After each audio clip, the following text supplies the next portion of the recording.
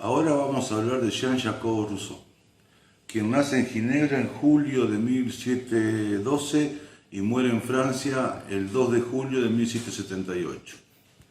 Dentro de sus obras debemos destacar el discurso sobre el origen y fundamento de la desigualdad de los hombres de 1754, el contrato social y el Emilio, ambos de 1762. Para Rousseau, según Rubio Carracero, se debe distinguir entre estado de naturaleza, en donde Rousseau habla del buen salvaje, donde los hombres son libres e iguales, guiándose por dos principios, el de la autoconservación y el de la compasión, o piedad, y en este estado el hombre es feliz, pero no es autosuficiente. O sea, tiene insuficiencia de recursos. Por lo tanto, se ve compelido a reunirse en sociedad con otros congéneres.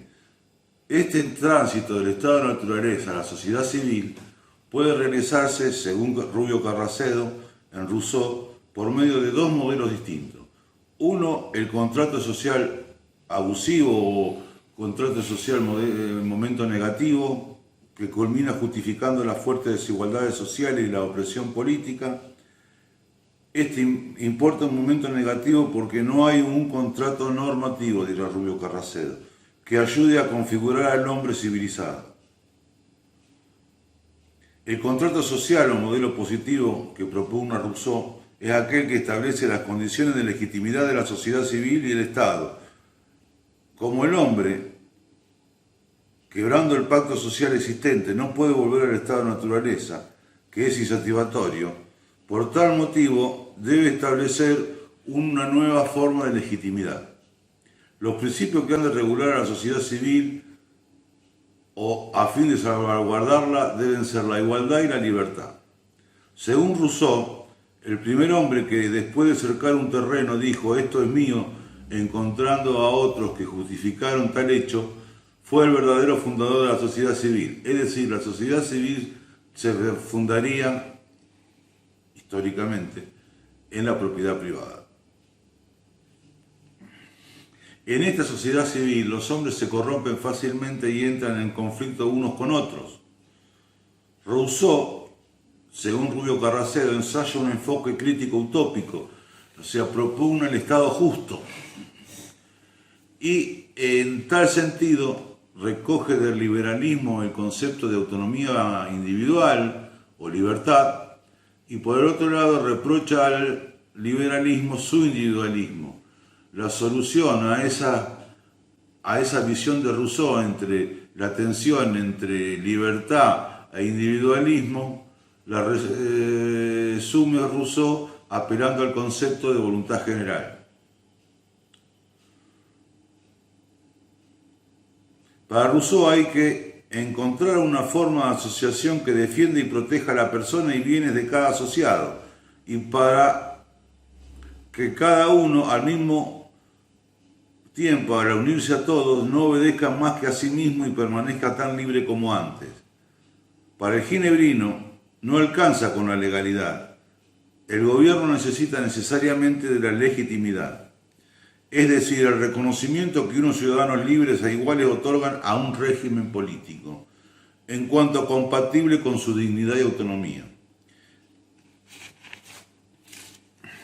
En Rousseau, el contrato social importa un tipo procedimental de legitimación. La cuestión de que solo el régimen democrático puede legitimar el poder está presente en Rousseau, donde el contrato social importa delimitación de las condiciones de legitimidad del Estado. Para Rousseau son las convenciones la base de toda autoridad legítima. Rebobinemos.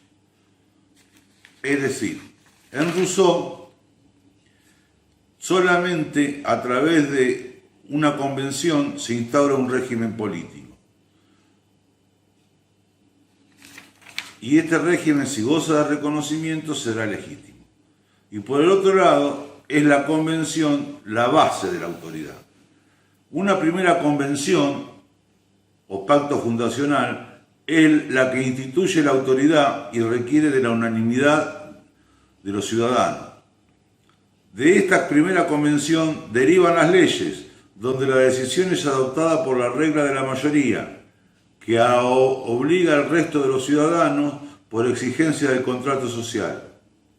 Según Rousseau, la conciencia es la verdadera guía de los hombres, porque en ella habla la naturaleza y se expresa por medio de la deliberación reflexiva. Según lo que estamos viendo, el contrato social implica la enajenación de todas las prerrogativas de cada asociado a la comunidad, la cual las devuelve como derecho. La voluntad general en Rousseau es importante distinguirla de acuerdo a dos distinciones que hace el mismo Ginebrino. Hay que distinguir la voluntad general de la voluntad particular y la soberanía del gobierno. La voluntad general no necesariamente coincide con la suma de las voluntades particulares. La característica de la voluntad general es que se dirige a la realización del interés general, cuyo objetivo va a ser propender a el bien común. Esa es la voluntad general. Y suele expresarse a través de la mayoría. Pero es aquella que tiene en vista el interés general o bien común. Por el otro lado hay que distinguir soberanía y gobierno. Es el ejercicio de la voluntad general la que configura la soberanía. Ahora bien, la soberanía va a residir en el pueblo, es inalienable, intransferible e indivisible. Y esta soberanía, una vez instituido el gobierno, va a residir en la asamblea en cuanto tiene la facultad de emitir las leyes. Mientras que el gobierno en sí o poder ejecutivo va a tener siempre que depender de la asamblea, siendo la asamblea la que ejerce en particular la soberanía. Según Rousseau, es tan solo la ley a quien los hombres deben la justicia y la libertad, mientras que el contrato entre poderoso y débil es desigual e injusto, favoreciendo a los ricos.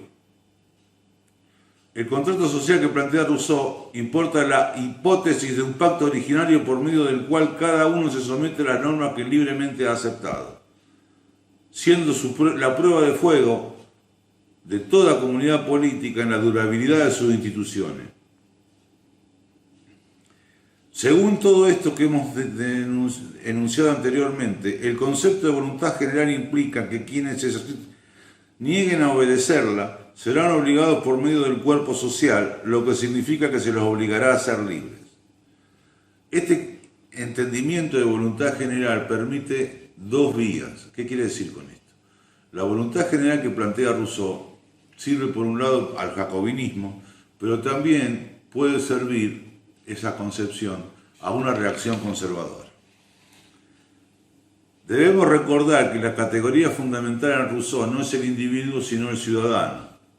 Y hay tres cuestiones a poner de relieve: la importancia de la igualdad en la distribución de los bienes, la libertad bajo la ley y la importancia de la educación para ilustrar al soberano, o sea, para la formación de la opinión pública. Es el pueblo el sujeto de la voluntad general. Y para formar esa voluntad general, el pueblo debe ser informado, debiendo evitarse la formación de grupos facciosos, y también es requisito la publicidad de los actos de gobierno o actos políticos en general.